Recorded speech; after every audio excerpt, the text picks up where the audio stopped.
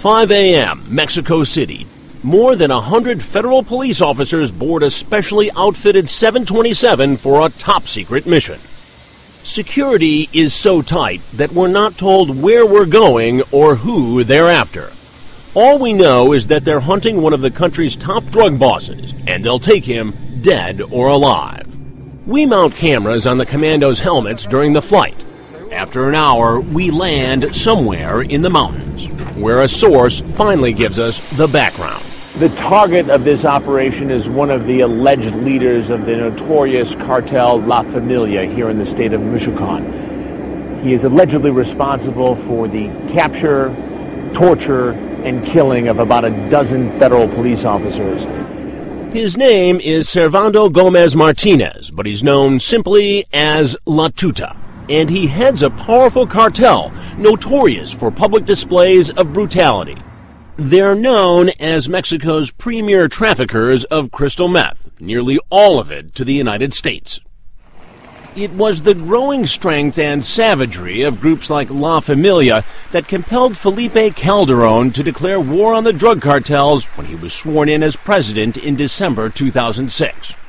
Former Mexican Foreign Minister Jorge Castañeda says Mexicans liked the idea. They thought it would be easy, it would be quick, and it was a way of showing the flag, showing muscle.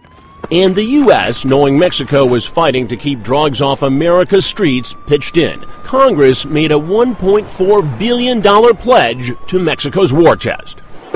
But Mexico has been fighting an uphill battle, made worse by a river of weapons flowing into the country, which has meant the cartels are often better armed than the government that's fighting them.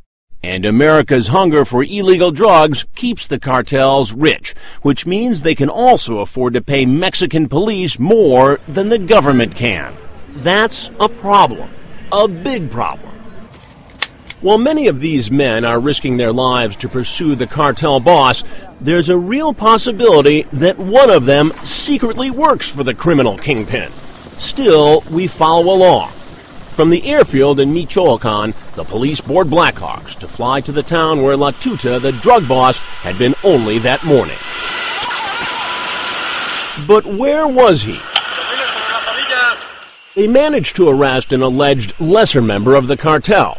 But La Tuta himself slipped away. They couldn't find him. Still haven't. Surprise you? No, because there's tip-offs. They have a lot of sources everywhere in governments, and so they're very well protected. And this appears to be the way in Mexico, a country which seems to have the boot of the cartels on its throat, where more than 36,000 people have been killed in drug-related violence. Last year alone, it was 15,000. Entire towns have emptied out, innocent inhabitants fleeing the mayhem. But nowhere has the bloodletting been more fierce than this place, dubbed Murder City, Ciudad Juarez. Just across the border from one of America's safest cities, El Paso, Texas, Juarez, with a population of 1.5 million, has long been notorious for murder. Among the dead, 2 journalists, both executed in mafia-style hits. They worked for El Diario, the daily paper where Sandra Rodriguez covers the justice system. When you first became a reporter here in Juarez, did you ever imagine you'd see 2 of your colleagues killed, gunned down? I never, not even in my wildest dreams, thought that it was going to be so close, so horrible, so massive, like this. Never.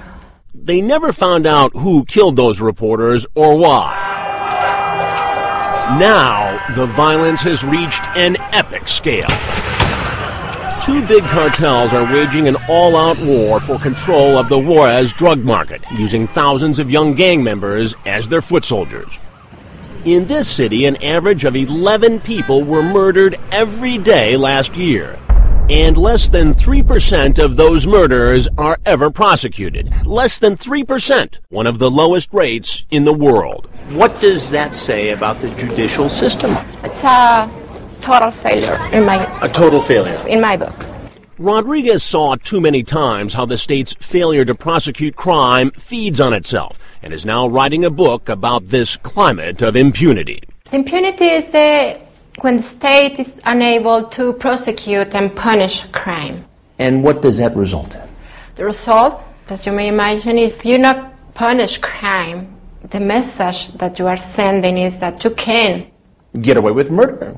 And commit any crime, exactly. But to really appreciate just how far this